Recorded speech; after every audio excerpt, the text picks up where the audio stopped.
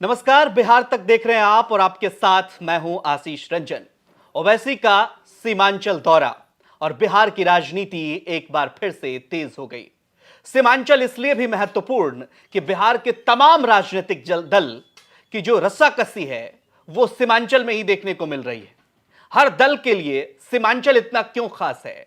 और जैसे ही AIM chief Asaduddin Owaisi की सीमांचल में एंट्री होती है, राजनीतिक गलियारों में इस बात की खबर और चर्चा तेज हो जाती है कि सीमांचल में क्या खेल ओवैसी बिगाड़ देंगे। ये दावा इस बात को लेकर के किया जा रहा है क्योंकि बिहार में इससे पहले भी जब उपचुनाव हुए तो ओवैसी की पार्टी के जो कैंडिडेट थे निर्णायक भूमिका में रहे और कहा यह जा रहा था, राजनीतिक हलकों में इस बात की चर्चा थी कि उनके कैंडिडेट ने महागठबंधन के कैंडिडेट को डैमेज किया। इससे पहले विधानसभा चुनाव की हम बात करें तो ओवैसी की पार्टी सीमांचल में सफलता लेकर के आई, ठीक ठाक सफलता, 5 सीटें वहां से जीत करके आई। लेकिन पार्टी को तब बड़ा धक्का लगा जब उनके 5 में से 4 विधायक आरजेडी में शामिल हो गए। कहा यह जा रहा है कि उस 4 विधायकों के शामिल होने की जो टीस है उसकी कसक असदुद्दीन ओवैसी इस बार सीमांचल से पूरा करेंगे और उन्होंने एक बड़ा ऐलान किया है इसके साथ ही कि 243 विधानसभा सीटों पर वो 2025 में चुनाव लड़ने वाले हैं। 2024 में भी उन्होंने कहा कि वो चुनाव लड़ेंगे, हालांकि सीट पर उन्होंने बात स्पष्ट नहीं किया। इसी मुद्दे पर हम चर्चा करेंगे कि क्या सीमांचल में ओवैसी की एंट्री जो हुई है और एक ऐसे समय पर जब लोकसभा चुनाव एट द डोर है, चुनाव एकदम से मुहाने पर खड़ा है और उसके बाद 2025 का चुनाव भी होना है, ओवैसी की एंट्री किस तरह से देखी जा रही है बिहार राजनीति में, इन्हीं मुद्दे पर हम चर्चा करेंगे। हम पहले मेहमानों का रुख कर लेते हैं। हमारे साथ रमेश तिवारी सर हैं, एग्जीक्यूटिव एडिटर हैं आज तक के, और रोहित सर है, डिप्टी एडिटर है आज तक के, और आलोक पांडे हमारे साथ तब से कुछ देर बाद जुड़ेंगे। डॉक्टर आलोक पांडे शायद जुड़ चुके हैं। सर बहुत बहुत स्वागत है आपका, राजनीतिक विश्लेषक भी हैं। सभी मेहमानों का बहुत बहुत स्वागत। रोहित सर, सबसे पहले शुरुआत हम आपसे करेंगे, हालांकि अब से कुछ देर बाद वो हमसे जुड़ेंगे, अभी जुड़े नहीं। रमेश तिवारी सर, जो वहां पर ओवैसी की एंट्री हुई है, एंट्री तो पहले से ही थी लेकिन समय को लेकर के कहा जा रहा है कि पहले लगातार देखिए अमित शाह का तूफानी दौरा बिहार में हो रहा है, एक बार फिर से बिहार आने वाले हैं। सीमांचल में महागठबंधन की भी रैली हुई और नीतीश तेजस्वी उसी मंच से ओवैसी को बी टीम कहते नजर आए और उसके बाद ओवैसी की एंट्री ने धड़कने तो जरूर बढ़ा दी है महागठबंधन की। रमेश तिवारी सर। देखिए आशीष, बीजेपी और उसके जो एलाइज है, अभी तो खैर फिलहाल सिर्फ चिराग है घोषित रूप से, तो बीजेपी के एलाइज को छोड़ के तो सबकी नजर जो है, चाहे वो जेडीयू आरजेडी का गठबंधन जब नया हुआ, तो इसके अलावा वामपंथी दल जो भी हैं, लेफ्ट वाले हैं, या और जो भी दल है ओवैसी है, इन सबकी नजर सीमांचल पे इसलिए टिकी हुई है कि देखिए, अगर दर्शकों को हम बताना चाहेंगे, डेटा के साथ अगर हम बताना चाहें, 24 विधानसभा की सीटें हैं सीमांचल में, और इसी तरह लोकसभा की 4 सीटें हैं, किशनगंज, अररिया, कटिहार और पूर्णिया। तो 4 लोकसभा यानी 24 विधानसभा में इसमें 30% से लेके 60% मुस्लिम मतदाताओं का वोट बैंक है, वोट परसेंटेज है। तो यहाँ ये जो मुस्लिम वोट है वो डिसाइसिव होता है। हालांकि कुछ सीटों पे बीजेपी ने जब पोलराइजेशन का फायदा उठाते हुए बीजेपी अपने हिंदू कैंडिडेट को भी जिताने में सफल रही, खासकर जब बहुत सारे मुस्लिम लड़ रहे होते हैं तो मुस्लिम वोट बढ़ जाते हैं, तो उसका भी फायदा हुआ। लेकिन ज्यादातर तो यहाँ जो आबादी है चूंकि मुसलमानों की है, तो जब नीतीश जी ने या जेडीयू ने नीतीश जी का और जेडीयू और आरजेडी का गठबंधन हुआ, तब से उनको ये लगता है कि ये एक ऐसा वोट बैंक है जो हमारा 100% हमें आ सकता है। तो उसके लिए आने के लिए क्या करना है, ओवैसी ने वहां ऑलरेडी पिछले 10, 12, 15 सालों से ओवैसी लगातार उस इलाके में जाते रहे हैं, और चूंकि वो वैसे भी ओवैसी के लिए ब्रीडिंग ग्राउंड है, ओवैसी वहां जाके युवाओं में, ये तो तय बात है कि चाहे मुस्लिम युवाओं में उनकी लोकप्रियता है, पैन इंडिया है, पूरे देश में है, वो वोटों में कभी कभी परिवर्तित हो जाती है, कहीं कहीं नहीं होती है, कहीं उनका ऑर्गेनाइजेशन कमजोर है, या कहीं उनका चुनाव जीतने के बाद विधायक जो है वो आरजेडी में शामिल हो जाता है, ऐसा भी होता है। तो ये सब ध्यान में रखते हुए चूंकि मुस्लिम वोट को पुख्ता करना है, और उन्होंने कह दिया, देखिए ये सब कहते हैं कि बीजेपी की बी टीम है, बीजेपी की बी टीम है। आज भी मैं डिबेट में था, जेडीयू और आरजेडी के लोग बीजेपी की बी टीम बताते हैं। मुझे हैरानी होती है कि भैया 17 साल से तुम बीजेपी के ए टीम बने हुए हो, जेडीयू, नीतीश कुमार, बीजेपी के टीम बने हुए हैं। जब बीजेपी से कोई गठबंधन नहीं करता था 1996 में शिवसेना के अलावा, तो इन्होंने पलक पावड़े बिछा के और समता पार्टी बना के और बीजेपी के साथ गठबंधन किया। तो ये कह देना कि वो बीजेपी सबको चुनाव लड़ने का अधिकार है, हाँ, लेकिन ये जो 200 घोषणा है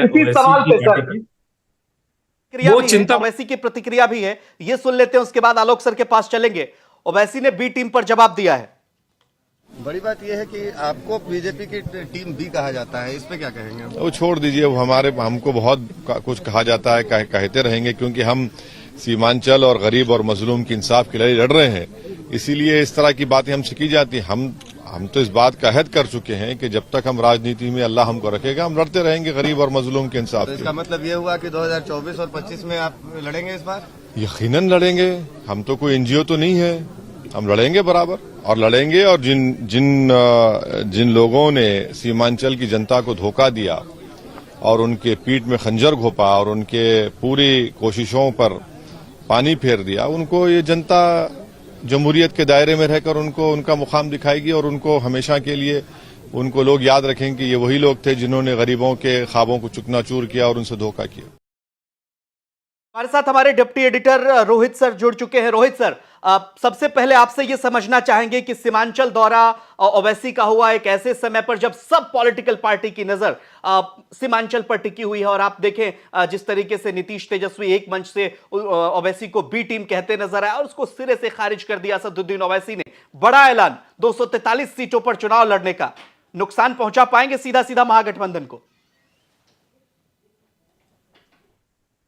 देखिए, नुकसान पहुंचा पाएंगे क्या, नुकसान तो उन्होंने पहुंचाया ही था। 2020 में ओवैसी ने अपनी ताकत भी दिखाई सीमांचल क्षेत्र में, जब वहां पर उन्होंने 18 सीटों पर चुनाव लड़ा था और 5 सीटों पर जीत भी हासिल की थी। तो ये कहना अब कोई कयासबाजी नहीं है कि नुकसान पहुंचाएंगे या नहीं पहुंचाएंगे, उन्होंने करके दिखाया है। और शायद ओवैसी के कारण ही 2020 में तेजस्वी यादव की सरकार भी जो है वो नहीं बन पाई थी, क्योंकि बहुत सारी ऐसी सीटें थी जहां पर ओवैसी की वजह से आरजेडी को जो है मुंह की खानी पड़ी थी और नुकसान पहुंचाया था। जिस तरीके का सीमांचल का जो एक इलाका है, मुस्लिम बहुल पूरा इलाका है, और वहां पे जो वोटर है आमतौर पर माना जाता है कि आरजेडी और महागठबंधन के का वहां पर दबदबा है, वोट बैंक है। लेकिन ओवैसी के आने से जाहिर सी बात है मुस्लिम वोटरों का जो है बंटवारा होता है, वोट का बंटवारा होता है, और इससे कहीं ना कहीं बीजेपी को तो फायदा हो जाता है। लेकिन उससे बड़ी चीज ये है कि आरजेडी को इसका खामियाजा उठाना पड़ता है, जो 2020 में हम लोगों ने देखा। तो ऐसे में देखिए, 2 दिनों तक हमने भी बड़ी बारीकी के साथ ओवैसी के इस जो पदयात्रा थी, 2 दिवसीय पदयात्रा और जनसंपर्क कह सकते हैं, बहुत सारे इलाकों में घूमे। उसमें एक चीज ओवैसी ने साफ तौर पर उनको ये एहसास हो गया कि 2020 में उन्होंने गलती कर दी। गलती ये कर दी कि उन्होंने कहा कि उन्हें लगा कि 50 सीट कम से कम लड़ना चाहिए था, क्योंकि जिस तरीके से उनके 4 विधायक पलट गए और फिर आरजेडी के साथ चले गए, ये कहीं ना कहीं झटका ओवैसी को लगा था, और ये कहीं ना कहीं उनकी एक दुखती रग है। और इसीलिए उन्होंने ये, जो हम बात उनसे कर रहे थे इस यात्रा के दौरान, जो उनका 2 दिवसीय यात्रा था, वो बार बार कहते हैं कि मैंने गलती कर दी, मुझे 50 सीटों पर कम से कम जो अपने उम्मीदवार उतारने चाहिए थे, और अब ऐसी गलती मैं दोहराऊंगा नहीं। और 2025 में जब विधानसभा चुनाव होंगे तो उन्होंने घोषणा कर दिया है कि 243 यानी सभी के सभी सीटें जो है बिहार में, उस पर उम्मीदवार वो खड़े करेंगे। तो आप समझिए, ऐसे तकरीबन आशीष 60 से 70 सीटें हैं बिहार में जहां पर मुस्लिम मतदाता महत्वपूर्ण भूमिका निभाते हैं, यानी कि निर्णायक भूमिका में होते हैं। तो अगर इन सभी सीटों पर ओवैसी चुनाव लड़ते हैं तो जाहिर सी बात है, अगर मुस्लिम वोटों का बंटवारा होगा तो कहीं ना कहीं बीजेपी को फायदा होगा, वो तो एक बात है।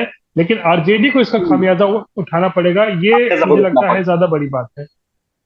ठीक है, आलोक जी आपके पास आना चाहेंगे। जिस तक इसीलिए उन पर यह भी आरोप लगा, देखिए एक ही मंच से नीतीश कुमार भी उन पर हमलावर नजर आए थे सीमांचल में जब महागठबंधन की रैली थी, और तेजस्वी यादव भी। 70 सीटों का जिक्र आ रहा है, अगर यहां पर खेला हो जाता है, आपको क्या लगता है भारतीय जनता पार्टी ओवैसी के इस ऐलान से खुश नजर आ सकती है या आ रही होगी? आशीष जी, मुझे तो लगता है ये कहना चाहिए कि भारतीय जनता पार्टी का एआईएमएम से गठबंधन हो गया है।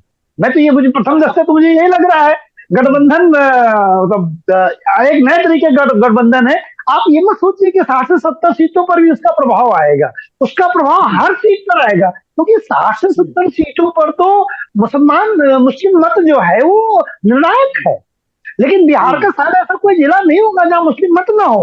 वो मुस्लिम मत में देखिए, विधानसभा के चुनाव में जहां हार जीत 500-700 मतों तक से भी हो जाती है, वहां पर जो आईएम का मत है या ओवैसी की पार्टी का जो मत है, वो तो बहुत कितना तूफान मचाएगा, मुझे तो समझ में नहीं आ रहा।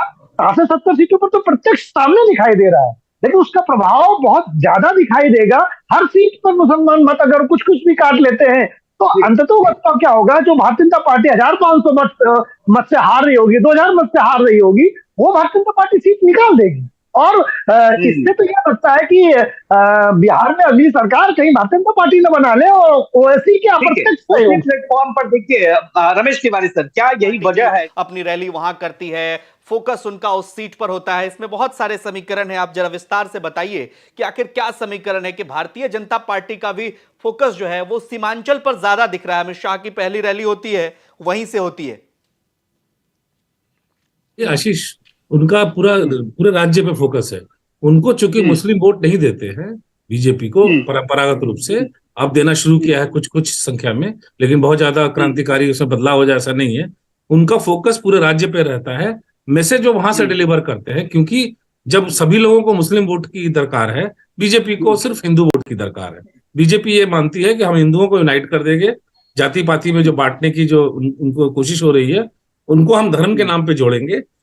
और तो ये आरजेडी हो, जेडीयू हो, लेफ्ट हो, ओवैसी हो, सबको मुस्लिम वोट चाहिए और बल्क में चाहिए, थोक के भाव में चाहिए। बीजेपी का फंडा क्लियर है कि उनको थोक के भाव में हिंदू वोट चाहिए। ऐसे में वो मैसेज डिलीवर करते हैं वहां से। वो जब कहते हैं कि मुसलमान वोट के लिए आरजेडी जेडीयू पोलराइज करने की कोशिश कर रही है और बरेलवी से बयान दिलाया जाता है, फिर वो बाकी लोग जो है वो आते हैं और उसके सीन में बाकायदा मीटिंग होती है, नीतीश कुमार मीटिंग बुलवाते हैं और सुरेंद्र यादव और सबका बयान आप सुन लीजिए। एक पैटर्न है कि नोटिफिकेशन जारी होता है, चुनाव है अगले साल, लोकसभा के चुनाव के ठीक पहले, कि कोई भी सरकारी कर्मचारी जो मुस्लिम सरकारी कर्मचारी है वो 1 घंटे लेट आ सकता है और 1 घंटे पहले दफ्तर छोड़ के घर जा सकता है रोजा इफ्तार के लिए। तो बीजेपी को ये बैठे बैठा एक मुद्दा मिला। ये कोई ऐसा तो है नहीं कि नीतीश जी को अचानक सपना आ गया और सपने में आए इस्लाम धर्म गुरु और उन्होंने समझाया कि ये कर दो, नहीं, उनको वोट बैंक चाहिए। तो बीजेपी को भी सपना आया, बीजेपी को भी लगा यही अवसर विकल्प है, अवसर है, आपदा में अवसर यही है। तो ये अवसर वो उन्होंने कह दिया कि भैया ठीक है, नवमी के पाठ के लिए, रामनवमी के फलाहार के लिए हमारे हिंदू भाइयों को भी, कर्मचारियों को दो। तो ये जो सांप्रदायिक बांटने की राजनीति है, ये दोनों तरफ से चली जा रही है, क्रिया और प्रतिक्रिया एक तरफ। तो ये जो है ये चलता रहेगा। आप जो बोल रहे हो कि सिर्फ अमित शाह वहां सीमांचल में जाके, सीमांचल एक जगह चुना उन्होंने ताकि हिंदू मुस्लिम वहां ज्यादा होता है, वहां बाकी जगह हो ना हो, वहां वोटिंग को असर करता है। ठीक है रोहित सर, सवाल ये है, चूंकि देखिए 5 सीटें एआईएम में रहा और 4 विधायक उनके टूट गए। ये टीस असदुद्दीन ओवैसी को अभी भी खल रहा होगा, अकेले विधायक बचे अख्तरुल इमान। हाँ, तो क्या इस टीस को असदुद्दीन जो है महागठबंधन पे इस तरह का मतलब एक ऐलान उन्होंने जो किया है, टेंशन तो सच में बढ़ा दिया उन्होंने। बिल्कुल, देखिए 2 दिवसीय के अपने दौरे के दौरान वो बीजेपी को परेशान नहीं किया उन्होंने। बीजेपी पर उस तरीके से हमलावर जो होता है ना, एक फायरिंग मोड में, वो बीजेपी पर नजर नहीं आ रहे थे। नेशनल इश्यूज पर बीजेपी को भले वो जो भी कह रहे थे, अपना भला बुरा जो उनको कहना है वो कह रहे थे, लेकिन देखिए जब आप बिहार में आते हैं तो बिहार के संदर्भ में देखिए तो उनके रडार पर नीतीश कुमार और तेजस्वी यादव ही रहे। बीजेपी यहाँ पे नहीं रही। सीधा नीतीश कुमार पर हमला, कि नीतीश कुमार की वजह से ही बीजेपी पूरे देश में फली फूली है, बिहार में फली फूली है। बीजेपी, नीतीश कुमार ने जिस तरीके से पलटी मारा है, इतनी बार 4-5 बार इस तरह जो किया है, उसके कारण जो है वो बीजेपी को फलने फूलने का मौका। हाँ, उन्होंने तो बकायदा आप दोनों से ये चीज खाली मुझे रोहित की बात से याद आ गया, मैं वो करना चाहता हूँ आशीष। रोहित की बात से मुझे याद आ गया, ओवैसी ने कहा कि नीतीश कुमार जो है वो बीजेपी के साथ जाते हैं, निकाह करते हैं और फिर तुरंत ट्रिपल तलाक दे देते हैं, और वो कई बार ऐसा करते हैं। तो ये शब्द इस्तेमाल किए। जी रोहित। ठीक है, आप दोनों से ये जानना चाहेंगे तीनों मेहमानों से। सर पहले रोहित सर आप अपनी बात पूरी करिए सर। मैं वही कह रहा था कि नीतीश कुमार ने जिस तरीके से पलटी मारा है 3-4 बार, उसको लेकर हमलावर बोला कि आप नीतीश कुमार पर भाई भरोसा कैसे करेंगे। कभी बीजेपी के साथ शादी करते हैं, फिर जो तलाक होता है, फिर आरजेडी से शादी करते हैं, फिर तलाक होता है, फिर बीजेपी से शादी करते हैं, फिर तलाक होता है, फिर आरजेडी से शादी अभी हो गई है। कितने दिन शादी चलेगी, कब तलाक होगा, ये सब जो है वो एक उसको लेकर कोई स्पष्टता नहीं है। कोई ये नहीं कह सकता कि हम नीतीश कुमार अब आरजेडी के साथ हैं तो आरजेडी के साथ ही रहेंगे, ये कोई नहीं कह सकता है जो भी बिहार की राजनीति को समझता है, जानता है। तो ऐसे में इसको लेकर हमला बोला, तेजस्वी यादव पर हमला बोला कि ठगने का काम किया है, रोजगार की बात कर दी, 10 लाख 20 लाख रोजगार देंगे, रोजगार नहीं मिल रहे हैं, सीमांचल जो है पिछड़ा का पिछड़ा ही रह गया है, मुसलमानों का वोट तो ले लेते हैं। जिस तरीके से जब चुनाव आता है तो चुनावी सभाओं में तेजस्वी यादव हो या फिर आरजेडी के लोग वहां पहुंचते हैं, भाषण देते हैं, वोट ले लेते हैं, फिर सीमांचल का कुछ नहीं होता है। सीमांचल जस का तस, वहां पे गरीबी है या भुखमरी है या वहां के लोग जो है वो पलायन करके जाते हैं दूसरी जगह काम करने के लिए। इन सब चीजों को लेकर बीजेपी से ज्यादा ओवैसी नीतीश और तेजस्वी पर जो है वो एग्रेसिव तरीके से नजर आ रहे थे। जाहिर सी बात है उनका जो है निशाना बिल्कुल साफ है, जो मछली की आंख है ना, उनका बस वही है कि यहाँ पर आरजेडी का जो वोट बैंक है उसमें सेंधमारी करनी है। और देखिए बाय डिफॉल्ट जो होता है बीजेपी को उसका फायदा मिल जाएगा।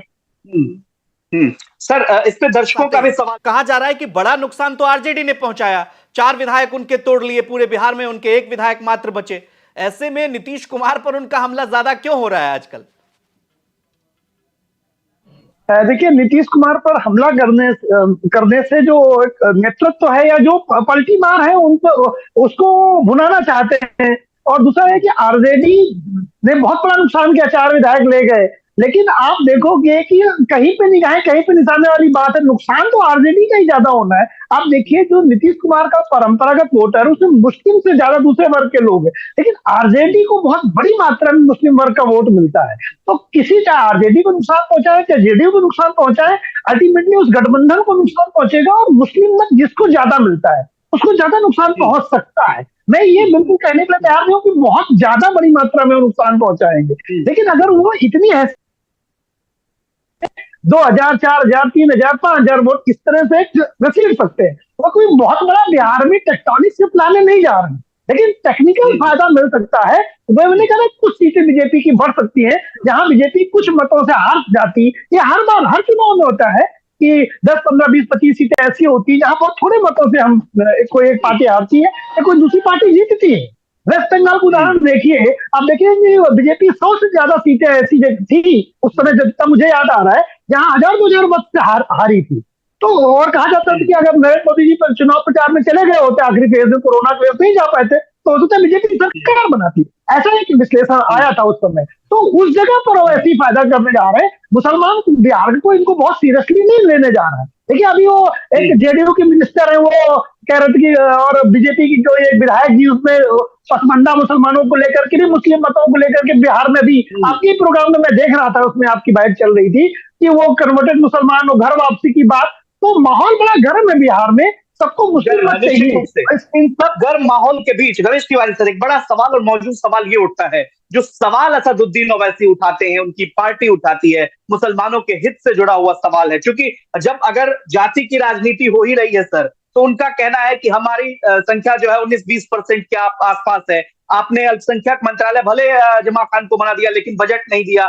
अगर आप 12% के करीब हैं तो आप मेरा भी देखिए, आपने कितने मुस्लिमों को मंत्री बनाया। ये सब सवाल जो है नब्ज को टटोलने वाला है सवाल, और इसका जवाब आरजेडी के पास नहीं होता है। क्या इस तर्क से सहमत हुआ जा सकता है सर? और जो मुद्दा असदुद्दीन ओवैसी उठाते हैं वो जेन्युइन मुद्दा होता है, रमेश तिवारी सर?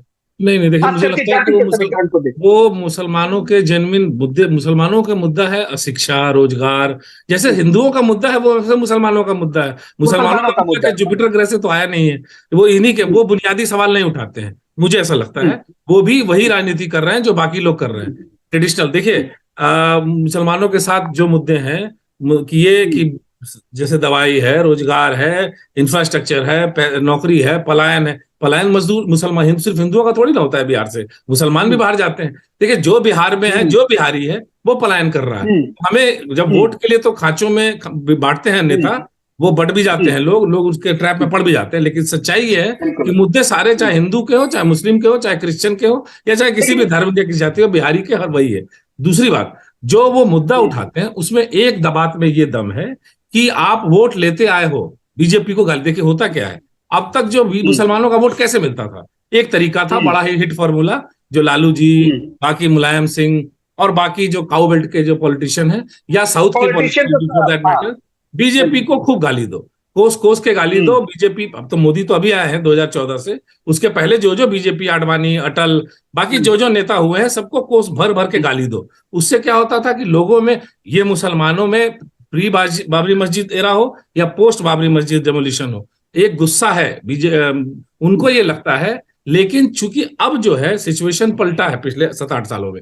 अब क्या हुआ, पहले ये डराते थे कि आएगी बीजेपी तो सबको मारेगी, सब मुसलमान को मार के दंगा होगा, तो उसके बाद पाकिस्तान भगा देगी। कुछ बीजेपी के मिनिस्टर भी यदा कदा उसमें ऐड ऑन करते रहते हैं फ्यूल इन फायर में, तो वो ये कहते हैं कि चले जाओ पाकिस्तान। अब क्या है कि अब चूंकि बेनिफिशियरी कॉन्स्टिट्यूएंसी थोड़ी सी मोदी साहब ने बढ़ा ली है, उसमें मुसलमान, देखिए जो ये कहते हैं कि अल्पसंख्यक का कोटा कम कर दिया, वो वहीं पे वो सांप्रदायिक आप डिवाइसिव पॉलिटिक्स है। ये जैसे हिंदू है वैसे मुस्लिम है। भैया अल्पसंख्यक का कोटा क्या होता है? अल्पसंख्यक तो पारसी है, उसका क्या कोटा है? सिख है, क्रिश्चियन है, खाली अल्पसंख्यक मुसलमान तो नहीं है ना। हम लोग जो हमारे ट्रेडिशनल में बैठा दिया गया है सभी इंटेलेक्चुअल को, अल्पसंख्यक मतलब मुस्लिम, वो ऐसा नहीं है। तो वो जो मुद्दे, वो ये चाहते हैं, ये पॉलिटिक्स, कि हम सबको जोड़े, तो उसमें क्या है। लेकिन संकट कहाँ आता है? संकट कहाँ ये आता है कि मुसलमानों की चिंता, ठेकेदारी ओवैसी साहब को है, तो वो कहते हैं कि हम राजनीति की लैला है, हमको सब हम पे हमला कर रहे हैं, तो वो बी टीम और सी टीम और डी टीम बनेगी। उसी तरह बीजेपी को भी रामनवमी और दुर्गा पाठ ही याद रहते हैं, उसको, उनको बीजेपी को रोजा और इफ्तार याद नहीं रहता। जी, यहाँ पर आरजेडी, ये जो निश्चित रूप से लोग कहते हैं, या राजनीतिक हलकों में इस बात की चर्चाएं रहती है हमेशा से, और ऐसा देखा भी जाता है कि मुसलमान आरजेडी के परंपरागत वोटर हैं। लेकिन बीते चुनाव से ओवैसी ने इस समीकरण को बदला और झटका दिया है। तो सीमांचल में जो ऐलान हुआ है, क्या इस वजह से, मतलब पूरा कुनबा, एक तरह से आप देखें तो अभी हालांकि हमला शुरू नहीं हुआ है, लेकिन अंदर खाने में यह बात तो जरूर चल पड़ी होगी कि ओवैसी के ऐलान से चूंकि 60-70 सीटों को प्रभावित कर देते हैं, तो 2025 में जो नीतीश इधर ऐलान कर चुके हैं, तेजस्वी के नेतृत्व में चुनाव लड़ेंगे, मुश्किल खड़ी हो सकती है। बिल्कुल, देखिए स्पष्ट बात है, नीतीश कुमार का जो मुस्लिम के बीच में जो जनाधार था, मैं अभी सिर्फ मुसलमानों की बात कर रहा हूँ, मुसलमानों के बीच उनका जनाधार बिल्कुल अब खत्म हो चुका है। जो नीतीश कुमार 2005 से 2017 के बीच में मुसलमानों के लिए मतलब बहुत काम उन्होंने किया है, और उससे जो है आरजेडी का जो ट्रेडिशनल वोट बैंक था, मुसलमान यादव उसमें से मुसलमानों को जो अपनी तरफ खींच के ले आए थे, जिसका नतीजा था कि 2005 में इतनी बड़ी जीत हुई, 2010 में इतनी बड़ी जीत हुई थी, जेडीयू में इतनी सीटें आई। उसके पीछे कहीं ना कहीं मुस्लिम वोटर भी था। मुस्लिम मतदाता ने दिल खोल कर जो है वो आरजेडी को वोट नहीं करके बल्कि नीतीश कुमार को वो लोग वोट कर रहे थे। लेकिन 2017 के बाद जो समीकरण बदले, नीतीश कुमार ने बीजेपी का दामन थामा, उसके बाद से वो मुसलमान वोटर कहीं ना कहीं छिटक गया है नीतीश कुमार से, और वापस आरजेडी के पास वो आ चुका है। तो आरजेडी को इस बात का डर है ना कि उनके पास जो उनका जो एकमुश्त वोटर है, जो 15-16% मुस्लिम वोट बैंक है, उसको नुकसान पहुंचेगा। और क्योंकि देखिए जिस तरीके की राजनीति ओवैसी करते हैं, जो उनकी बातें होती है बिल्कुल एग्रेसिव बातें करते हैं, हार्डलाइनर वाली बातें करते हैं, जो कि जो युवा वर्ग है, जो युवा ब्रिगेड है, मतलब जो मुसलमानों में, उनको काफी भाता है उनकी बातें। तो वो उनको जो है कहीं ना कहीं जो है वो उनकी बातों से बड़ा सहमत होते हैं, इत्तेफाक रखते हैं। जो युवा ब्रिगेड है, जो 18 से लेकर 30 साल तक के जो वोटर हैं, जो वोट करते हैं, वो ओवैसी में कहीं ना कहीं अपना हीरो मानते हैं। मैंने पिछली बार भी कहा था, वो जब रैलियों में जाते हैं तो आया कौन आया, देखो शेर आया करके उनको इस तरीके से वहां पे उनका वेलकम किया जाता है। तो ये कहीं ना कहीं इसीलिए, और देखिए एक मैसेजिंग भी देखिए, लगातार वहां पर ओवैसी जो है सीमांचल का दौरा करते रहते हैं। ऐसी बात नहीं है कि पहली बार अभी आए हैं, ठीक है, दौरे आते करते रहते हैं। और एक वीडियो आपने देखा होगा कल कितना वायरल हुआ, किशनगंज में महानंदा नदी में वो उतर गए और नदी पार कर रहे हैं पैजामा अपना उठाकर। तो कहीं ना कहीं ये देखिए सब मैसेजिंग होती है कि देखिए मैं आपके पास आ रहा हूँ, मुसलमानों के बीच में मैसेज देने की कोशिश हो रही है कि देखिए मैं नदी में भी पार करके जनसंपर्क कर रहा हूँ। तो जाहिर सी बात है इसका असर तो होता है। और सीधा निश्चित सीधा रूप से। देखिए परेशानी जो होगी ना इस वक्त तेजस्वी यादव या आरजेडी के जो माथे पर होगी, शिकल जरूर आ गया होगा कि जब घोषणा हो गई कि 243 सीटों पर वो चुनाव लड़ेंगे तब। हाँ। आलोक जी, सवाल ये है कि आखिर ओवैसी पर भरोसा मुसलमान इसलिए कर रहे हैं और सीमांचल में 5 सीटें उनको इसलिए मिली कि सीमांचल का मुद्दा कभी सॉल्व नहीं हुआ 30 सालों से। आप समझिए लंबे समय से, आप 2014 में कल भी ओवैसी गिना रहे थे कि देखिए ये इनॉग्रेशन तो हो गया और अब तक पता नहीं चल रहा है कुछ। मुद्दे को लेकर के लोग वहां अब आगे आ रहे हैं और एक क्रेज तो है ही ओवैसी का। आप कैसे देखते हैं इसे कि जो यूथ है, खास करके मुस्लिम तबके के जो लोग हैं, वो ओवैसी के साथ इसलिए आ रहे हैं कि एक धर्म का भी एंगल है और दूसरा कि किसी दल ने सिर्फ उनको वोट बैंक के लिए सीमांचल में इस्तेमाल किया, इसके अलावा कुछ भी नहीं। देखिए आशीष, 5,23,000 मत मिले थे 5 सीटों के साथ। अगर आप ये देखें तो 5,23,000 लोगों ने तो बिहार के या सीमांचल के लोगों ने उनका भरोसा जताया था ना। और उसमें प्रमुख कारण उनकी अपनी समस्याएं नहीं है। मैं फिर कहता हूं, वो जिस तरह से धार्मिक तकरीरें करते हैं और शोषण, धार्मिक शोषण की, उनका एंगल शोषण नहीं होता, उनका एंगल होता है शोषण इसलिए क्योंकि वो मुसलमान, और वो एक बड़े वर्ग को प्लीज करता है, पसंद आता है। मैं तो आशीष कहता हूँ, लोकतंत्र में ये बात ही गलत है कि हम जितने परसेंट है उतने परसेंट हमारी भागीदारी। लोकतंत्र का ये नियम ही नहीं है। लोकतंत्र की आत्मा मारते जो हम ये कहते हैं। डेमोक्रेसी में पीपल्स रिप्रेजेंटेशन होता है, रिलीजियस रिप्रेजेंटेशन नहीं है। और अगर होगा तो देश 1947 में बटा था, फिर बटेगा। ये बिल्कुल गलत बात ही कि हम इतने परसेंट मुसलमान है तब। बड़ी बात कह रहे रमेश तिवारी सर कि रिलीजियस रिप्रेजेंटेशन नहीं होना चाहिए, इस तरह से देश बढ़ता है। आप इस तरह से सहमत हैं? क्योंकि डिबेट में बहुत सारे लोगों के क्वेरीज भी इसी से रिलेटेड आ रहे हैं और दर्शक भी लगातार कमेंट कर रहे हैं। देखिए, मतलब मुझे लगता है धर्म का, अगर आप उसको तर्क को एक्सटेंड कीजिएगा तो धर्म का सहारा हर पार्टी लेती है, कोई वैसे अकेले नहीं ले रहा है। बीजेपी तो 2 से आई है, 303 में। मतलब ओवरऑल सवाल धर्म से जुड़ा हुआ ही है सर जी। इसीलिए कह रहा हूं कि धर्म से ही, धर्म का सहारा हर कोई करता है। बाबरी मस्जिद या राम जन्मभूमि भी वही था। ओवैसी के या पिता या पूर्वज जो कर रहे थे वो भी धर्म से जुड़ा हुआ था। वो हैदराबाद नहीं देना चाह रहे थे, वो भी धर्म से जुड़ा हुआ था।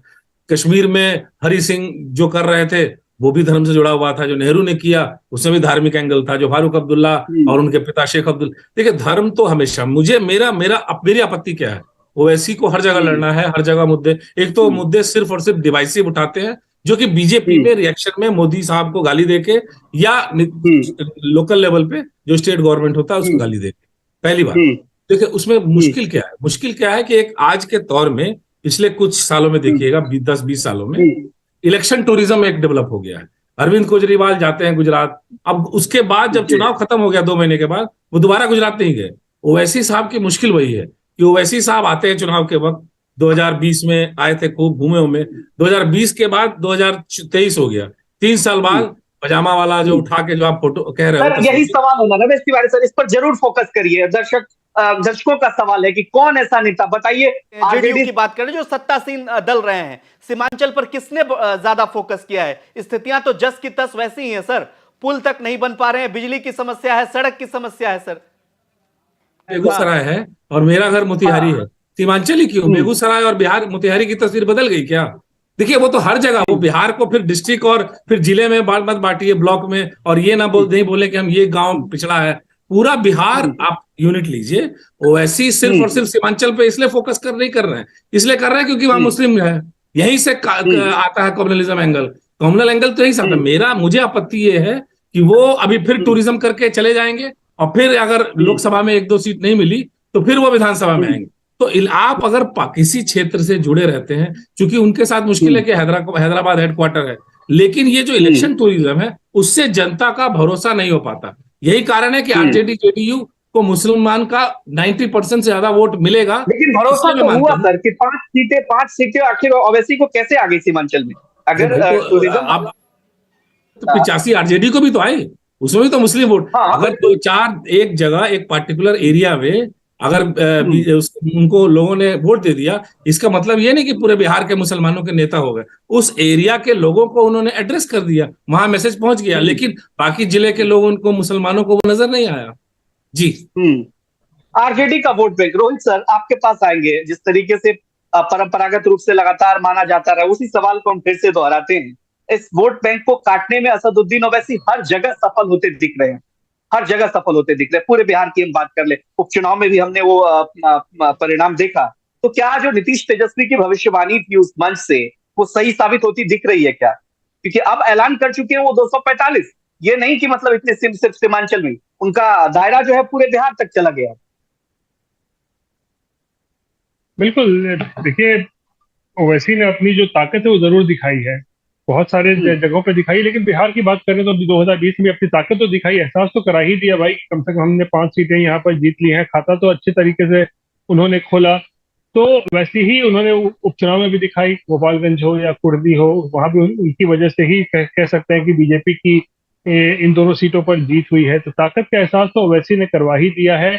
लेकिन अब ये देखना है कि 243 सीटों पर जो है सभी जगह पर अगर चुनाव लड़ते हैं तो इसका क्या व्यापक असर होगा बिहार की राजनीति पर। क्योंकि देखिए, जैसे कि मैं बार बार कह रहा हूँ, 60-70 सीटें ऐसी हैं जो मुस्लिम, जहां पर वोटर जो है वो निर्णायक भूमिका में हैं। और अगर इन सीटों पर अगर तेजस्वी को या फिर आरजेडी को नुकसान पहुंचाने में ओवैसी कामयाब हो जाते हैं, तो जाहिर सी बात है ये आरजेडी के लिए एक बहुत बड़ा झटका हो सकता है। इसीलिए मुझे लगता है कि अभी तेजस्वी यादव को या फिर आरजेडी को कहें, 2 मोर्चों पर लड़ाई लड़नी है। एक तो बीजेपी के मोर्चे पर लड़ाई लड़नी है, दूसरा ओवैसी के मोर्चे पर लड़ाई लड़नी है। एक लड़ाई है कि बीजेपी को किस तरीके से हराया जाए, जात पात के नाम पर, या जो भी फॉरवर्ड बैकवर्ड की जो राजनीति की जा रही है, जो चल रहा है, तमाम नेता जो बयानबाजी कर रहे हैं रामचरित मानस और अन्य चीजों को लेकर, तो एक है कि फॉरवर्ड बैकवर्ड करके मंडल को मंडल करके कैसे बीजेपी को पस्त किया जाए। दूसरी तरफ है कि अपना कुनबा भी कैसे बचाया जाए, यानी मेरा कुनबा यानी मेरा मुस्लिम वोट बैंक, वो भी मेरे से न छिटके, उस मोर्चे पर भी काम करना है, ओवैसी को वहां पे काउंटर करना है। तो आरजेडी के लिए इसीलिए थोड़ा मुश्किल ज्यादा है कि 2 मोर्चों पर उसको एक साथ जो है लड़ाई लड़नी है, ताकि उसको मतलब नुकसान ना हो और बीजेपी को भी हरा पाए।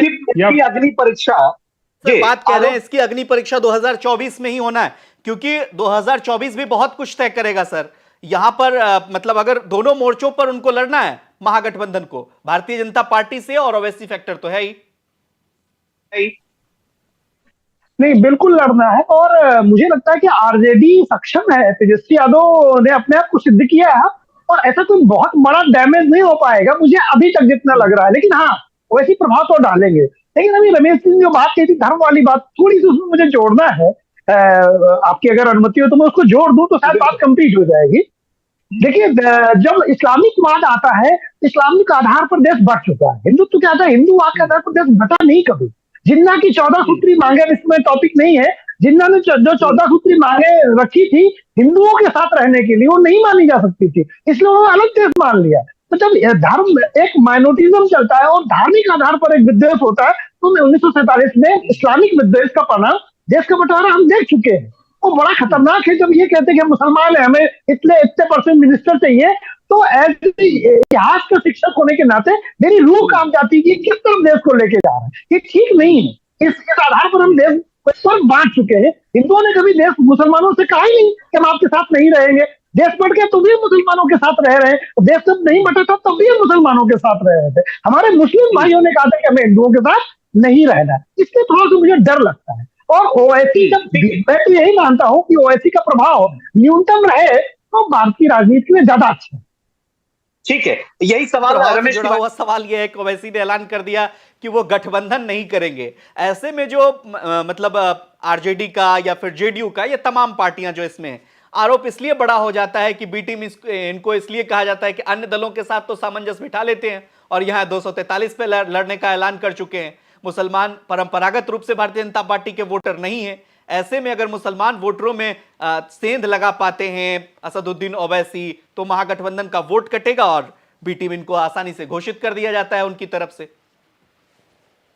देखिए, इस परंपरागत तर्क से ही मुझे आपत्ति है कि मुसलमानों का, हिंदुओं के वोट पे तो आपने नहीं बोला, हिंदुओं का वोट बढ़ रहा है, हिंदू पार्टी जो है वो, ये हम मान के चलते हैं कि मुसलमानों के लिए इस्तेमाल होता है कि मुस्लिम वोट, भैया किसी का सपना आया है। भारतीय जनता पार्टी के नेता कहते हैं ना सर, आप ही अभी तर्क दे रहे थे, कई तो वो गलत है, वो गलत है। नहीं चाहिए मैं तो बीजेपी का प्रवक्ता थोड़ी ना बैठा हूँ। बीजेपी जो कहती है वो गलत कहती है। मैं तो कह रहा हूँ कि जितना बीजेपी दंगा करवाती है अपने लोगों को भड़काने के लिए, गिरिराज सिंह क्या क्या बयान देते हैं, अनपढ़ मतलब अच्छा पढ़ा लिखा आदमी से वैसे बयान तो नहीं उम्मीद की जा सकती है क्या? तो वो तो वैसे ही, वो तो उनका तो एजेंडा ही है, आज से नहीं है, 40 साल से एजेंडा है, 2 से 303 ही इसी एजेंडे से हुए हैं। इसमें कोई शक और शुबा किसी को नहीं होना चाहिए। देखिए, जो हम इस तरह की बात करते हैं कि मोटे तौर पे ओवैसी की इस बात पे तर्क पे दम है कि भैया मुसलमानों का सिर्फ वोट लिया गया, उनके इशू को एड्रेस नहीं किया। लेकिन वो ये जो मुद्दा बनाते हैं,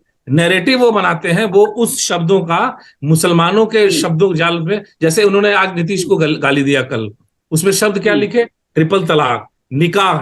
वो शादी भी बोल सकते थे, लेकिन उन्होंने निकाह शब्द का इस्तेमाल किया।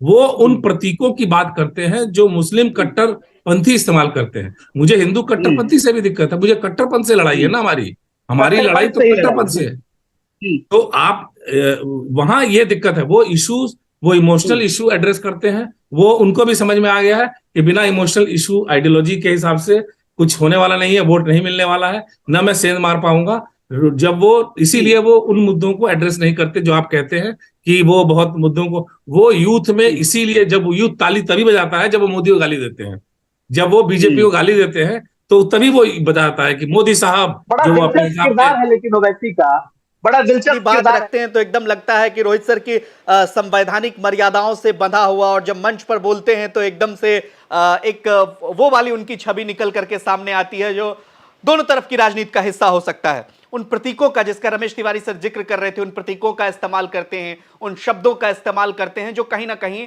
धार्मिक सोच से और धार्मिकता से प्रेरित होती है। भाई जाहिर सी बात है, आपकी जो अपोजिशन टीम है ना, वो जिस तरीके से अगर बैटिंग कर रही है या जिस तरीके से खेल रही है, आपको भी उसी हिसाब से अपने खेल को खेलना पड़ेगा। तो जाहिर सी बात वही हो रहा है। जब अपोजिशन आप देख रहे हैं, यहाँ पर बीजेपी है, बीजेपी की जो रणनीति है, जो पॉलिटिक्स का तरीका है राजनीति करने का, धर्म के आधार पर जो है वो आधारित है, तो जाहिर सी बात है अगर आप बीजेपी को टक्कर देना चाह रहे हैं या उनके खिलाफ खेलना चाह रहे हैं मैदान में, तो आपको उन्हीं की स्ट्रैटेजी से उसको आप काउंटर कर सकते हैं।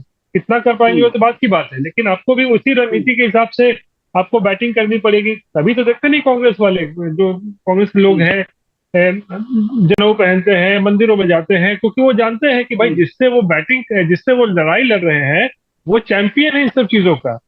वो ऐसे ऐसे इवेंट्स क्रिएट कर देगा कि उनको हराना बड़ा एकदम लगभग नामुमकिन है। काशी जाएंगे, मथुरा जाएंगे, बहुत सारी चीजें हैं, प्रतीक है, सोमनाथ चले जाएंगे, ऐसा ऐसा मतलब धर्म के नाम पर बड़ी एक इवेंट हो जाएगा कि फिर आपको लगेगा कि सब कुछ यही है। तो भाई उनको अगर आपको काउंटर करना है, उनके नैरेटिव से आपको लड़ना है, तो आपको भी जाहिर सी बात है उसी तरीके से आप उसको अपनी राजनीति को अपना वो आपको चमकाना पड़ेगा। तो जिस कट्टर सोच की बातें अगर मान लीजिए बीजेपी करती है, जो हार्डलाइन की बातें करती है, हिंदू पॉलिटिक्स की बात करती है, हिंदू पोलराइजेशन की बात करती है, तो उनको अगर आपको निगेट करना है, उनको अगर आपको काउंटर करना है, तो आपको फिर मुस्लिम पोलराइजेशन की बात करनी होगी, मुस्लिम एकजुटता की बात करनी होगी, कैसे मुस्लिम एकजुट हो। तो भाई जो आपका प्रतिद्वंदी जिस तरीके का है, जिस तरीके की स्टाइल है बैटिंग करने की, आपको भी उसी तरीके से बैटिंग करनी पड़ेगी, तभी आप उनको टक्कर दे पाएंगे। मैं यही कहूंगा आशीष। ठीक है, आप मानते हैं आलोक सर बैटिंग करने वाली बात जो निकल करके, चूंकि यही सवाल बिहार तक ने जब अख्तरुल इमान से कहा था तो उन्होंने सीधा सीधा इसको डिनाई किया कि नहीं भाई, हम कभी नहीं कहते कि हमें हिंदू वोट नहीं चाहिए। ये बात भारतीय जनता पार्टी कहती है। आपको लगता है कि उसी समानांतर पिच पर ओवैसी की भी बैटिंग होती है और दूसरे तरफ से भी होती है? नहीं, एक्चुअली अगर वो कट्टरता का बदला कट्टरता करेंगे तो वैसे भी हारेंगे। 20% मुसलमान है इस देश में, तो हिंदू वर्सेस मुस्लिम करने में तो 80% हिंदू यूनाइट हो जाएगा, तो कभी कोई दूसरा दल कभी जीतेगा ही नहीं। अगर हिंदू केवल धर्म के आधार पर मत दे दे तो आशीष जी कभी लगता है कोई दूसरी पार्टी सर्वाइव भी कर सकती है। हिंदुओं का एक वर्ग हिंदुत्व के आधार पर मत देता है, बाकी हम दूसरी चीजों के आधार पर मत देते हैं। इसीलिए अभी दूसरी पार्टियां जीवित है, क्योंकि अगर हिंदू वर्सेस मुस्लिम के आधार पर मत का एक बड़ा भाग होने लगेगा तो कोई भी पॉलिटिकल पार्टी कंगाल हो जाएगी। बीजेपी रहेगी 100 साल, मतलब फिर तो सब खत्म, विपक्ष रहेगा ही नहीं। लेकिन हिंदू केवल धर्म के आधार पर मत नहीं देता। हम डेवलपमेंट है, जाति के आधार पर, क्षेत्र के आधार पर, जेंडर के आधार पर, हम बहुत आधारों पर मत देते हैं। इसलिए अभी इस आखिरी हिस्से में रमेश तिवारी सर, शुरुआत आपसे कर रहे हैं कि जिस तरीके से ओवैसी ने ऐलान किया है, इसका काउंटर क्या होगा महागठबंधन के पास? क्या उनको एक बार फिर से पाले में करने की कोशिश की जाएगी कि नहीं, आ जाइए साथ ही मिलकर के चुनाव लड़ लेते हैं? चूंकि कभी कभी अख्तरुल इमान का प्यार जो है आरजेडी की तरफ दिखता है, वो झुकते नजर आते हैं कभी कभी, इसकी संभावना? जब तय हो रहा है हैदराबाद से, तो अख्तरुल इमान की क्या हैसियत है? अख्तरुल इमान बच गए, अभी तक बचे हुए पार्टी में, यही बहुत। देखिए, इसमें अख्तरुल इमान का कोई रोल नहीं। देखिए, इसमें क्या है कि ओवैसी की, इस मामले में ओवैसी को एडवांटेज देता हूं। ओवैसी ने पिछले 20 सालों में लगातार कांग्रेस को सपोर्ट किया, केंद्र में हो, राज्यों में हो, केसीआर और नॉन बीजेपी गवर्नमेंट को, उनका अप्रोच कंसिस्टेंट रहा है। कम से कम मोदी हराओ अभियान में या बीजेपी हराओ अभियान में वो और उन्होंने आज से नहीं, ये बिहार में एंट्री हुई है, मतलब बिहार में एंट्री हुई है। महाराष्ट्र में वो पहली बार लोकसभा का सीट काफी साल पहले जीते थे, 2014 में ही।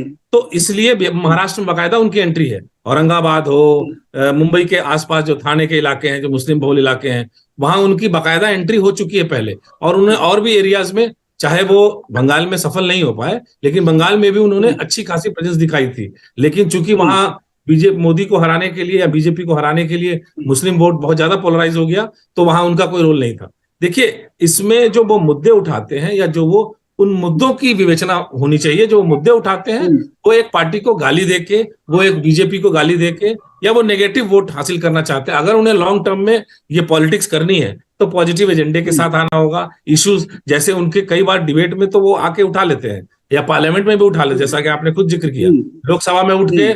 लेकिन जो सामाजिक मुद्दे हैं, जो प्रोग्रेसिव मुद्दे हैं, वो वहां जड़ता के साथ चले जाते हैं। पिछले लगता है पिछली सदी में, तालिबानी युग में, ट्रिपल तलाक हो या जो भी कोई भी मुद्दा हो, वो उसका बहुत ही पुरजोर कट्टरपंथी ताकतों की तरह ही विरोध करते हैं। मतलब वो लगता है कि शाहबानो ब्रिगेड जो था, या उलेमा जो पीछे ले जाना चाहते हैं, या एंटी वुमेन है, या प्रोग्रेस जो हो रही है। देखिए, हर धर्म में कट्टरता तो होती है, और पुरुषवादी सोच भी होती है हर धर्म में, चाहे वो हिंदू है या मुस्लिम में। उस सोच को वो एड्रेस नहीं कर पा रहे हैं, और अभी भी वो उलेमा से जकड़े हुए हैं, ऐसा मुझे लगता है। ठीक है रोहित सर, जो आइडियोलॉजी ओवैसी मतलब जो जिसका जिक्र कर रहे थे, अपने लंबे राजनीतिक कैरियर में हमेशा वो भारतीय जनता पार्टी के अगेंस्ट खड़े रहे, हालांकि आरजेडी का भी रहा है। लेकिन यही वजह है कि उन नीतीश कुमार को लेकर के वो ज्यादा हमलावर होते हैं, और किसी से गठबंधन से सीधा सीधा इनकार कर दिया। हमारा सवाल एक कदम आगे है कि बिहार में 2024 में उनको मनाने की कोशिश होगी, 2025 में उन्हें मनाने की कोशिश होगी कि नहीं, आइए महागठबंधन का हिस्सा बन जाइए, साथ लड़ लीजिए, नहीं तो नुकसान आपका भी है और मेरा भी है। नहीं, मुझे नहीं लगता है कि आरजेडी जो है वो ओवैसी के साथ कोई गठबंधन करना चाहेगी, और उसे चाहेगी कि महागठबंधन का हिस्सा बने। क्योंकि देखिए, ऐसा अगर होता है तो फिर उससे ओवैसी की जो है वो राजनीति ही बिहार में जो है वो कहीं ना कहीं सवालों के घेरे में आ जाएगी और समाप्त भी हो जाएगी। क्योंकि देखिए, इसमें साफ तौर पर जो इंटरेस्ट है, वेस्टेड इंटरेस्ट जो है, वो यहाँ पर आरजेडी का है। वो चाहते हैं कि वोटों का ध्रुवीकरण नहीं हो, बंटवारा नहीं हो, माफ कीजिएगा, वोटों का बंटवारा नहीं हो। इसीलिए वेस्टेड इंटरेस्ट के साथ अगर वो ओवैसी को कहते भी है कि महागठबंधन का हिस्सा बन जाइए, तो यहाँ पर आरजेडी को तो फायदा हो जाएगा। लेकिन यहाँ पर कहीं ना कहीं ओवैसी या एआईएमआईएम जो है वो पूरी तरीके से बिहार में समाप्त हो जाएगी। और इसीलिए मुझे नहीं लगता है कि इस तरीके की कोई ओवैसी गठबंधन के बारे में कभी भी सोचेंगे, क्योंकि उनका भी देखिए मोराल काफी हाई है। देश भर में कई जगहों पर जाते हैं, चुनाव जीत रहे हैं। बिहार उनके लिए, और सीमांचल जो है जबरदस्त एक फर्टाइल ग्राउंड है उनके लिए। वहां पे बताया ना कि अभी 18 सीटों में लड़के आपने तकरीबन 30% सीटें वहां पर जीत ली है। अगली बार अगर आप 24 सीटों पर लड़ेंगे, हो सकता है आप 6-7 विधायक वहां से आपके जीत सकते हैं। तो मुझे लगता है बहुत ही फर्टाइल वहां पर ग्राउंड है, और मुझे नहीं लगता कि कोई गठबंधन करने का कोई सवाल ही यहाँ पैदा होता है। और तेजस्वी यादव भी मुझे नहीं लगता है कि अपने हथियार डालना चाहेंगे ओवैसी के सामने कि आइए मेरे साथ गठबंधन कर लीजिए। ऐसे भी महागठबंधन में 7-7, 8-8 दल अभी से पहले से मौजूद है। ऐसे ही सिर्फ पटौवल अभी होने बाकी है 24 के चुनाव में, 25 के चुनाव में। ये ओवैसी को लेकर फिर कौन इतना मतलब बखेरा करेगा, मुझे लगता है। ठीक है आलोक जी, सर कह रहे हैं अभी ही है, गठबंधन की कोई संभावना नहीं है, और अब ऐसे के लिए पिच तैयार करने वाली बात तेजस्वी यादव तो कम से कम नहीं चाहेंगे। आपको लगता है इसका नुकसान दोनों को है, दोनों को माफ करिएगा, खासकर तेजस्वी यादव को ज्यादा होने वाला है?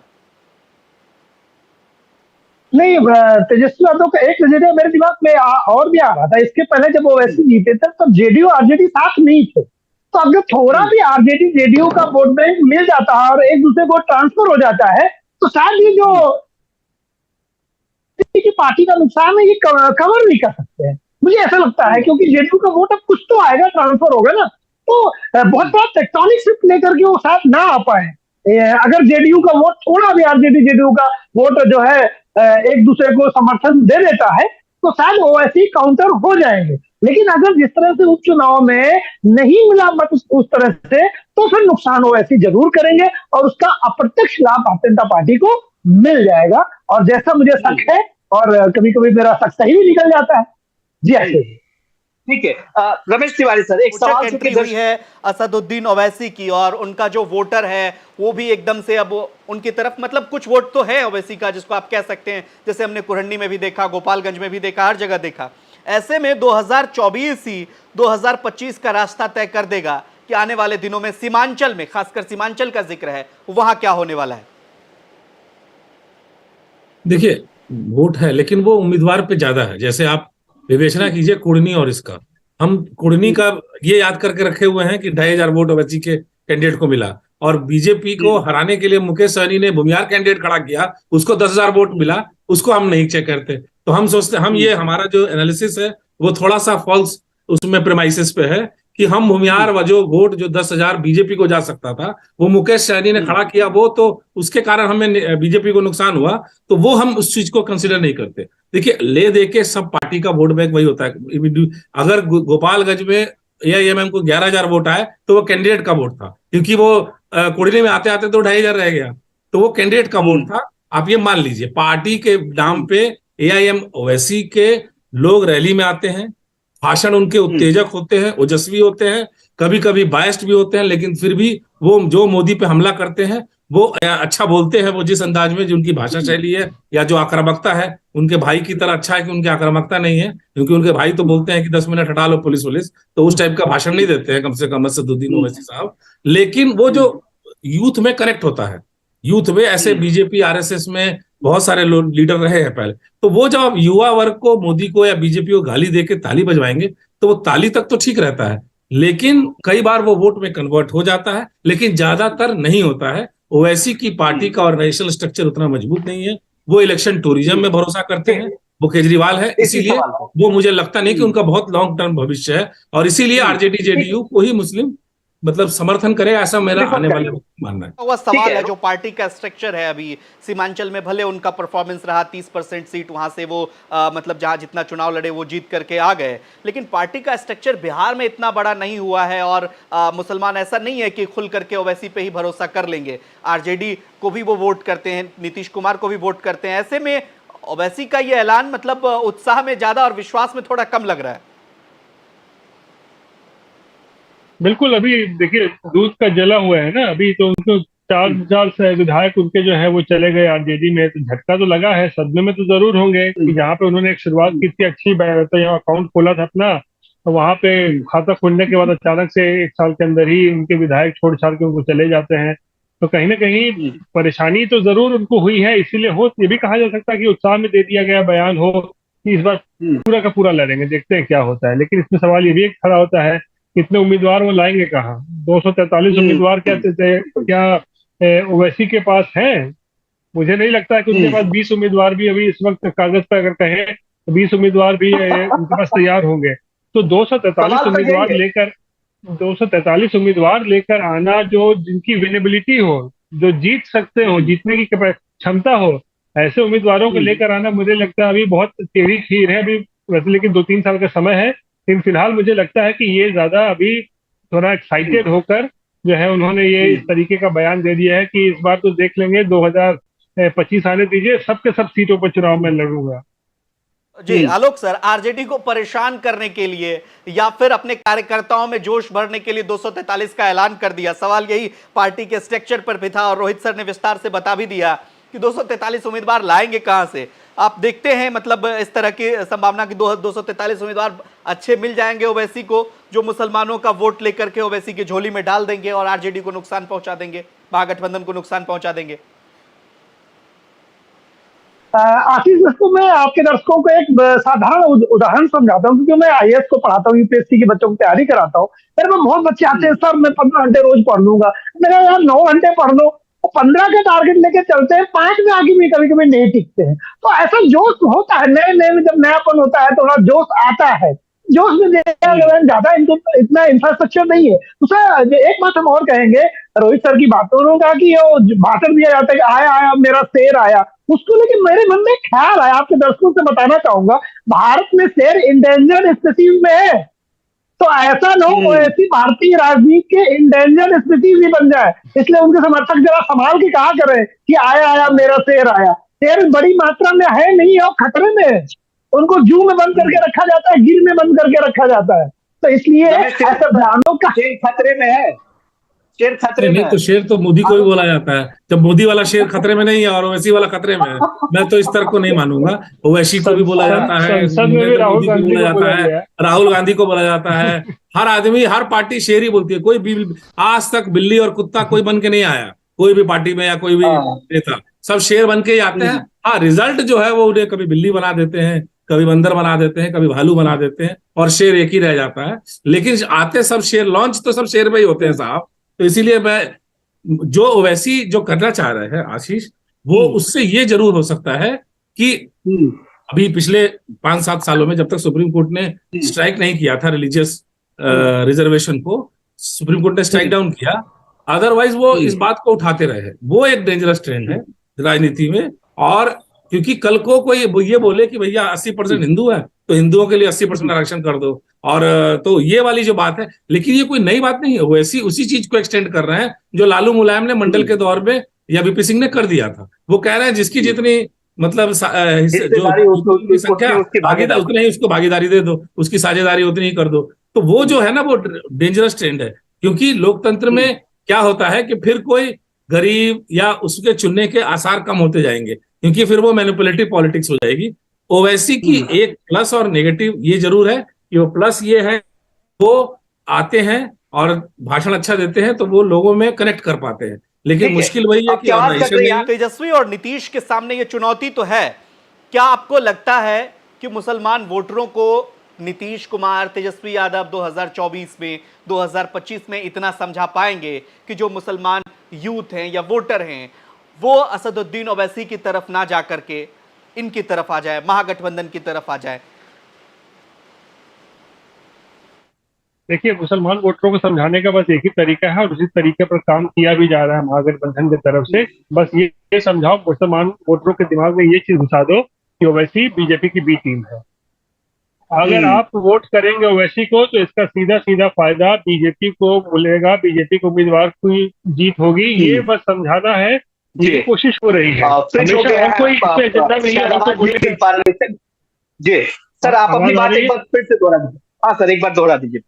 मेरा कहना था कि महागठबंधन के पास बस एक ही तरीका है मुस्लिम मतदाताओं को समझाने का। उनके दिमाग में बस ये फिट कर दीजिए कि ओवैसी बीजेपी की बी टीम है। एक भी वोट अगर आप ओवैसी को देते हैं तो उसका सीधा सीधा फायदा ये आप समझिए कि बीजेपी को हो रहा है। ये बस मुस्लिम मतदाताओं को समझाना है और यही समझाने की कोशिश भी हो रही है। तेजस्वी नीतीश कुमार जब रैलियों में जाते हैं तो यही बात बोलते हैं ना कि तो बी टीम है, बी टीम है। पूरे देश भर में आप सुन लीजिए, हमेशा उनको बीजेपी का बी टीम ही कहा जाता है। तो मुसलमान वोटर अगर ये समझ जाते हैं, अगर सीमांचली की बात करें कि हाँ वाकई मेरा एक भी वोट अगर तेजस्वी ओवैसी को जा रहा है तो इससे बीजेपी को फायदा होगा, तो शायद वो ओवैसी को वोट ना करें और महागठबंधन के पाले में उनको वोट करें। तो ही है जो फायदा महागठबंधन को हो सकता है कि मुसलमानों के दिमाग में ये फिट कर देना है कि एक भी वोट अगर आपने दिया ओवैसी को तो इसका मतलब आपने बीजेपी को वोट कर दिया। चलिए, तीनों मेहमानों का बहुत बहुत शुक्रिया। रोहित सर, आपका भी विशेष शुक्रिया इस चर्चा में शामिल होने के लिए। तो निश्चित रूप से ओवैसी एक बड़े फैक्टर तो जरूर बन गए हैं बिहार में। अब देखना यह होगा कि सीमांचल से जो उन्होंने ऐलान किया है इसका राजनीतिक प्रभाव वो कितना छोड़ पाते हैं बिहार की जनता पर, खासकर मुसलमान वोटरों पर। और उसके बाद महागठबंधन की तरफ से काउंटर में क्या कुछ किया जाता है। यह चर्चा आपको कैसी लगी कमेंट करके हमें जरूर बताइएगा। और बिहार की तमाम खबरों के लिए आप देखते रहिए सिर्फ और सिर्फ बिहार तक। नमस्कार।